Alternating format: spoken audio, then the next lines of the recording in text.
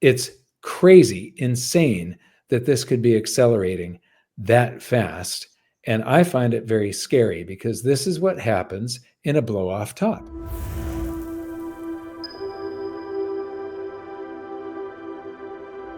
Hi, everyone. It's Mike and Alan once again with the Gold Silver Show. Alan, how are you doing? I'm great, Mike. Thanks. How are you? Awesome. So you've got a series of tabs for us of stories and charts and articles that once again, you're the prophet of doom. Well, I can't say I like that name. I like to be, a calm, rational analyst. Exactly. But what we're trying to do is save people. Yes, exactly. And it just seems like the economy is warping in an unusual way, and it's important to be aware of it. And the decisions you make are up to you. But it seems like the stock market in particular is getting very top heavy. And so I want to present a few charts that show just how top heavy it is. Right. You said an unusual way, but this first chart, it looks like it's an echo of the past. And it's almost like the echo has a photographic memory. Yes, it is. So yeah, let's take a look at this chart here. 31% of S&P 500 stocks have outperformed the index itself this year. That's the third lowest performance over the last 50 years. In fact, the performance over the last 2 years is almost identical to the run-up to the dot-com bubble. Probably fine. So what we would expect, really what this is saying is, what we would expect in the long term is about half of companies do better than average and about half of companies do worse. So we would expect this to be about around 50% in the long term. And sometimes you'll have some years where more than 50% of companies will beat the index, and sometimes it'll be fewer. But look how low this is right now. This is unusually low. The only other time this has happened was right before the dot-com. Usually low, especially that the stock market is soaring. It's going up and yeah. Okay. Yeah. So that's sort of a high level overview of where we're at. And now the other charts are going to sort of pick apart why that might be the case. So the US top 10 stocks, right, their total market cap surges to $20 trillion, right? It's hard to wrap your head around $20 trillion. Well, the size of the debt is 35 trillion, right? Plus minus, yeah. And what's the size of the U.S. economy? GDP like 27, 28, something like that, maybe? Right. And so the stock market is, just these top 10 stocks are very close to the size of the entire economic output of the United States for 1 year. Yeah. That's pretty scary, actually. Yeah, it's massive. It's like things are really overweighted in that one direction, and it's got to come back eventually. Right. Okay. Yeah. As one example, you look at Apple. Apple is now trading at nearly 10 times its sales. That is the highest valuation level in company history. Wow. So look at this, way up here, almost off the chart, dwarfing, the period of the 1990s leading up to the dot-com boom and bust. Wow. And dwarfing the 2008 global financial crisis. So way up there. I mean, this could be, another peak right before the next crash. Yep. So very, very, very high up. And by the way, the market cap of Apple is 3.7, 3.8 trillion. So, of those top 10, it's, 3.7, 3.8 out of that 20 trillion we just looked at. And the S&P 500 as a whole is about 45 trillion. So that means Apple is about 8% of the S&P. Right. Yeah. We did the calculation just before this video. It's just over 8% of the entire S&P 500. And so I noticed you've got this, you've clicked on a 1-year chart and it's going from 40 to 45 trillion. But wait a minute, this is only the first 6 months of data. So this is half the data. It ends in June. It doesn't even have any any July data in here. So what is it now? Is it, if this was, is it 45.8? Yes. So 46. Is it, so it gained $6 trillion in the first 6 months. And we've got another 6 months following this. Did it actually gain like 10 trillion in that time period? which would mean a 25% increase in the total market cap, the total amount of dollars that have been thrown at the S&P 500, that what the stocks are worth today. It's crazy, insane that this could be accelerating that fast. And I find it very scary because this is what happens in a blow off top.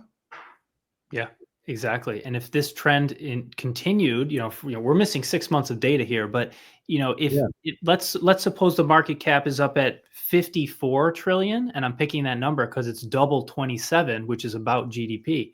So it could be that the market cap of the S&P is double the GDP of our country for a year. Yeah, so 2 years of economic output of the United States for just 500 companies. That is crazy. And this put the top 10 at 44% of the market cap, which is also crazy. And this kind of stuff only happens at market peaks. And those market peaks in history have always been followed by a market crash. And by the way, the size of the top 10 stocks in the S&P, look at this. They're worth more than the German, Canadian, UK, Indian, and Japanese stock markets combined. Wow. So this is nonsense. It's unsustainable. Just these 10 stocks in the United States. Yeah, over $20 trillion. Absolutely insane. Okay. Yes. Yeah. What's next? All right, ladies and gentlemen, this is the largest divergence ever between the real economy and the stock market. Nothing can make stonks go down. So up top here, we're looking at the S&P 500. And in the bottom here, we have the Conference Board LEI Index. That's the leading economic index, which tracks key economic indicators to predict future economic trends, such as growth and recession. And you could see that when one goes down, the other tends to go down with it. And so you might say that the LEI predicts movements in the S&P. However, the LEI has been going down lately and the stock market has been going up. They've been diverging. Yeah. Now, this guy calls the LEI the real economy, which you take issue with. However, what I would like to point out is that if you look at where the Conference Board LEI index is right now, and then you go back, there's that box that he's put, the dashed box that he's put around the divergence. But I believe the divergence has been going on for much longer than that, almost double the amount of time. So go back before the little COVID crash there and find a spot that you think is equal to where we are today. Keep on going.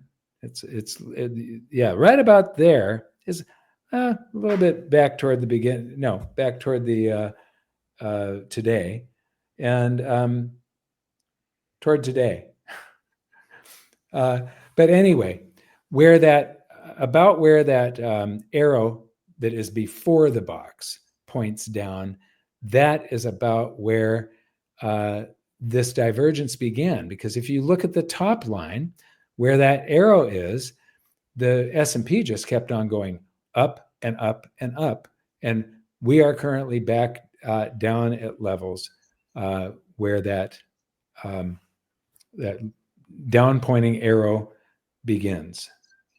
And so I believe that this divergence has gone on since before COVID. So it's been since 2019, 2018 timeframe that the market has sort of left reality. Because if you look at the correlations before this, they're fairly tight. There's something in the 1987 stock market crash that doesn't quite line up.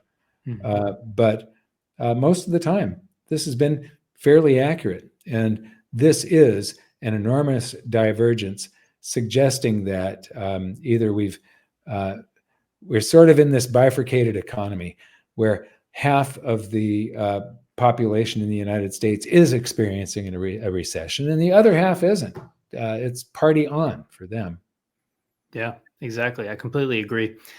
And to your point earlier, I definitely don't think that this LEI, index is the real economy, right? It's like an index of, what's going on, certain parts of the real economy, but it is not a proxy for the real economy. Anyways, but I do want to show people what it is.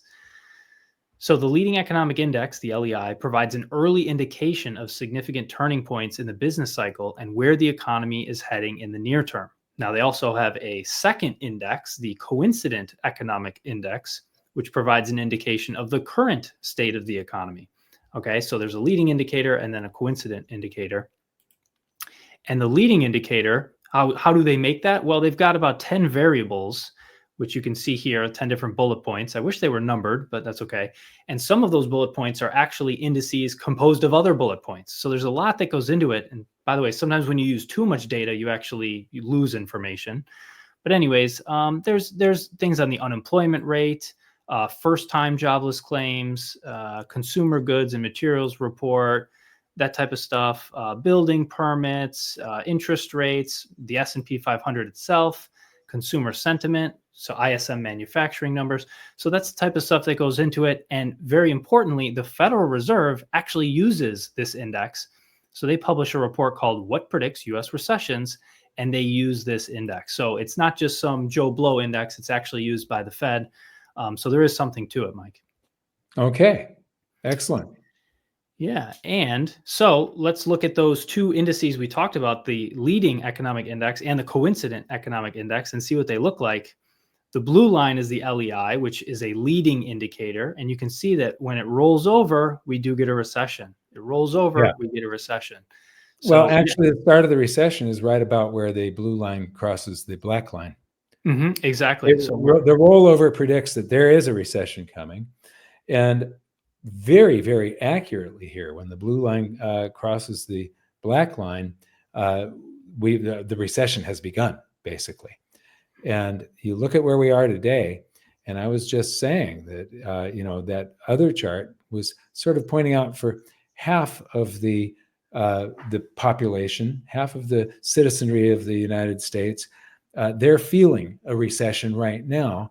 And for the other half, it's party on. And this chart is saying it to me also. Ever since 2022, the blue line has rolled over. It crossed the black line right at the beginning of 2023. And we should be in a recession since the beginning of 2023, according to this indicator. But I do believe that this, one of the things that all of these different indicators don't point out is the people that have been affected by all of the big inflation, their salaries did not go up. They're experiencing a real recession for them and their family. And we've seen a lot of that since the COVID lockdowns and all the printing of currency that Powell did. And so I do believe we've got this bifurcated economy with half of the country experiencing a severe recession, while the other half, it's just party on. Yeah, I totally agree. And it could be the case that this leading indicator, when it rolled over, it could be that, half of America started experiencing recession, but this black line doesn't dip at all, meaning there is no recession right now, quote unquote, for the metrics that go into that indicator. So for the stock market and for these things that are basically benefiting the people that are already quite well off.